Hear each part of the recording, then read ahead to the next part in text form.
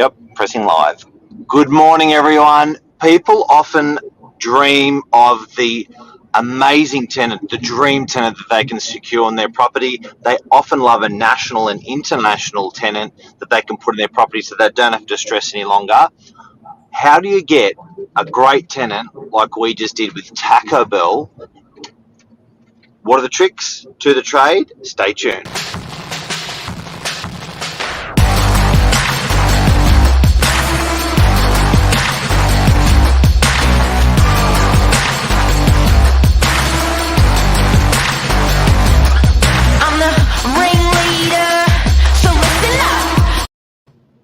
Good morning, Mr. Novak. How are we? Good, Nath. You? Is this 610? This is episode 610. 610. 610. Coming a long way. How you going? Not 20, not 100, not 200, 610. That's it. Now, the big topic this morning that we're covering is securing a tenant like Taco Bell. What's the primary question we're going to dive into that is what's the jargon or what's the language that these fantastic tenants that we come across, what is it that they're looking for when it comes to a property for their business?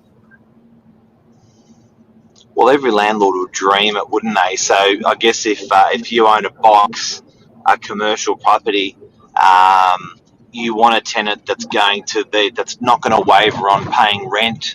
You want a tenant that's going to look after the place. You want a tenant that's not going to be moving in and out all the time. And often these big guys, your national tenants and your international tenants, you're just home free for 20, 30 years.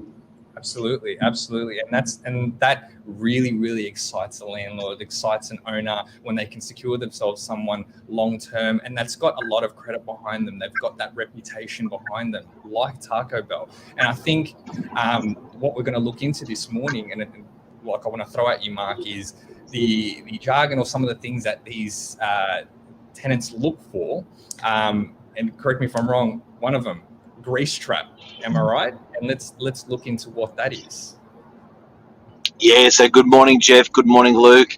Yeah, so look, I think, what a lot of people don't underestimate is when, particularly if they're first-time investors, is if you've got basically food does a lot of commercial. So what I mean is your mum and dad investors, they're not attracted to city blocks, to city buildings, to a entire floor in the city. They're more entire. They just really want like a little box that's maybe $500,000 or $1 million that they can invest in their super, or they can loan money on and buy. You know what I mean? Most mum and dad investors are not sort of mid or large scale. They're just little fellas, and they don't really know when they're buying what the things are to look after. But certainly when you're looking at attractive, a great tenant, and let me frame this up, we've just put Taco Bell into DY. This was a box. It was purchased for, when I say box, it's street level, concrete shell, cold shell, so it needed aircon, needed power upgrading, needed a lot of stuff done to it. Purchased for about 1.2, 1.3 sort of $1 million. And when the owner bought it, it would have been quite ballsy, not knowing who's going to go in there. But what the owner did know is he had a good zoning. He was on a major bus stop of the Northern Beaches, being DYB line bus. He knew he had the approval for an exhaust fan and grease trap. Mm-hmm. So that on purchasing, he was positioning himself really well for a national tenant, because he knew that all these traits, when he was buying the property, could jag that major tenant. Definitely. And I think that's that's the advantage when you look at when you're purchasing a commercial property or leasing out a commercial property. You want to make sure that it's in a spot that you can feel comfortable in, you can feel proud of, and definitely, I mean, it's like you said, it was a cold shell, but it's prime location off Pittwater Road. Being in the centre or the heart of DY, right across from a bus stop. I mean, it's absolutely incredible the opportunity, and I think these both national and international tenants saw that opportunity despite it being in the state that it was and thought, hey, you know what, let's give it a crack here. And so therefore looking into the jargon or the things that these guys look for, even though it's cold shell, is definitely something like a grease trap, which you'd need obviously for a food premises. Such a big deal when you're frying things, cooking things on a daily basis. It's such a big thing. And you mentioned as well, it was the exhaust fan. That's another thing, and that can be quite tricky, I think, when the property in itself is situated where there's residential properties up top. This can sometimes really conflict with the living circumstances, the smell. That they become little things that people think about become a little bit of an issue. But in this case, it worked out really well. But look, exploring that a little bit more, what are some other things that these guys look for in a property? We mentioned grease trap, we mentioned exhaust. What's some other things, Mark? Their customer movements, even physically, how the customer would move in and out of the property is a major concern for these guys. So, for instance, when we were leasing this shop out, we were really aware that it was a PM traffic shop. When you're on 6 lanes of traffic, and when you've got a bus lane that basically eliminates cars from stopping, you've got to be really, really conscious about where your customer's going to park, how your customer's going to move around your property to come into your shop. So we were really aware that it was never going to be a coffee franchise that was going to go in there, because that's AM traffic. So that would have been better suited to the other side of the main road, where people in the morning are up to 12 o'clock, 1 o'clock, 2 o'clock are heavily drinking coffee. Mm-hmm. Whereas someone like Taco Bell, they're very aware what their customers doing also in terms of not only their movement patterns but their eating patterns, and they're not going to have Taco Bell for breakfast. So being a PM side of the road is actually a better side of the road for your lunches and for your dinners. And even more so, when you get off the bus, you actually almost walk straight into the front door of Taco Bell. Yeah, that was such a key thing I think that they looked at, was making sure that their primary focus was driving clients, driving people to their property, and they couldn't have nailed it any more than they did. So I think that we've covered the grease trap, we've covered exhaust, we've even looked now at the customer, drawing in people to the business.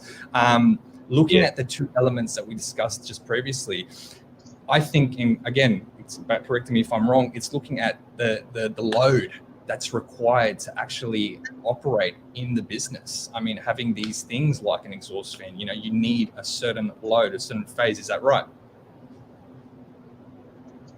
Yeah, so look, another one as well, believe it or not, some retailers need their own, it's almost like a power kiosk to the building. They draw so much load and so much current on the way they prepare their food or their refrigeration and equipment and stuff like that, that it actually can stress the entire building. So we've locally been appointed to sell. We've been appointed recently to sell an IGA, and that when that IGA was going in, the amount of cool rooms and refrigeration that goes into a grocery store is just out of control. So if you're a building if you want to have a great tenant, you've got to have that preparation. Even if you're not going to physically have it done, you've actually made way for that to come into your building somehow. So to give you an example, with Taco Bell, their exhaust fans are going to be heavy load. Their cool room's going to be heavy load. Their reheating, their microwaves and stuff is going to be heavy load equipment. So that's also got to come in from the street. Often you'll need an Energy Australia upgrade. for your power. But that's another consideration. Not particularly having it, but being able to get it sometimes is just impossible.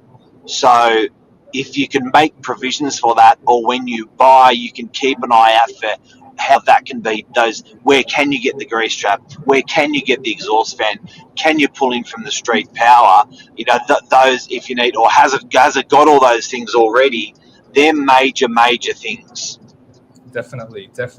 And I think, going back to even the root of it all, the start of it all, I think that these guys, apart from wanting or knowing that they require these certain things for the business to operate, the zoning is such a crucial thing, because if you're looking for a property and the zoning isn't just right, it really then starts to become a sticky and prickly situation where you don't even want to dive too deep into it, because you're just like, well, what's the point? I'll just look elsewhere. But having that zoning that really works for you in that spot really then helps your business. It really helps to explore other avenues besides just the basics. But the real good one you mentioned is that, this side of the street there, wouldn't benefit from a cafe. It would benefit more from something like this, where it's stop and go. It doesn't really need to impact more so in the morning, but drives throughout that lunch and later evening period, where we know definitely that the bus, for instance, here in DY, that side of the street there, come 3 o'clock, for a good couple of hours there, you're restricted by up until 3 o'clock. Sorry, you've got the bus that conflicts there, but it's worked out really well for them, and I think we're really excited to see that absolutely blow up in DY. Do you think that there's anything? It's going to be amazing. It's going to get great. Look, even school kids, when you look at school kids getting off the bus to grab some fries or to grab a shake or something, that's a roaring trade. When you empty out a busload of school kids, that's a roaring trade every single bus. I want to say a special g'day to Luke Moroney, buyer's agent. How are you, legend? Jonathan Creek, I've never thought about this before, but it's genius. So good morning, Jonathan, the storyteller, media extraordinaire. Privilege that he's watching. So with this morning, evening traffic, the intro of McCafe increases the value of a Macca's site on the morning side of the road. Yeah, look, what they call that sweating an asset. So if you can sweat the asset, so for instance, if you're using a premises for half of the business hours, 9 to 5, and then you can actually sweat the asset another 8 hours, or sweat the asset another 8 hours, so you're running 24 hours a day, you're actually, if you think about it, your rent's not changing. You're sweating the asset, but your rent's not changing. So when you consider McDonald's going to a McCafe model, they're really sweating the asset for that the rest of the lows through the day actually get filled by coffee, because they did burgers, which was night and lunch, dinner and lunch. Then they said, we want to sweat the asset further, and then they went into brekkies. Then they noticed they're having other lows, through those 24 hours. They were trying to fill the lows, so then they filled them with coffees and cakes. It's very clever. And these guys, they analyse their business when they're choosing a location like you would not believe. If cars can't turn right here, we will not take it. If cars, just a hook in a road, they won't take it for that reason, because what they do love is to get both sides of the traffic, particularly with drive-throughs. And the way they treat drive-throughs is almost like a religion. They chase them hard. We're doing another national tenant in Brookvale at the moment, and the efforts they've gone to for drive-through, wow. Yeah, definitely. And that would probably be the last point, noticing the drive-through element is such a big thing, especially for these national tenants, and even looking to international tenants, that, if you've got that there, it's extremely advantageous, and you peak at the highs and the lows throughout that day, throughout that 24-hour period.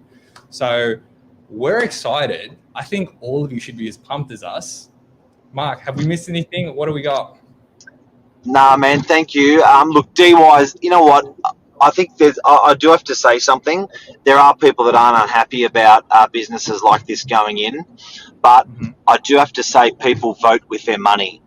And I can understand the opposition sometimes with, bars or restaurants going into premises. But I think if the community is going to support them with patronage and with orders and with buying their product, I think there's a necessity on there for the community, particularly if it's not hurting the community like something like gambling. But food, no. I think it's I think DY is a winner, and I think DY people are going to vote with their money with Taco Bell and support that business. Time will tell, but I think if you see how all the other businesses that have just opened up in DY, like Guzman Gomez, Fishbowl, and these guys, they've just had a roaring trade. Absolutely, and that's I think that's a wrap, is it not? That's a wrap. Everyone, if you got any questions, let us know. It's a live show, and you can flick through. And also, a lot of the stuff that we talk about are questions that people have posed and asked us to talk about as well. So if there is a topic that you guys want to know about, always feel free to send us a direct message, and we can cover it. Brilliant. Mark, Nice. Novak, Thanks, bud. keeping the goods. Thank you so much. Have a lovely morning. You're a legend. See you, man. Bye.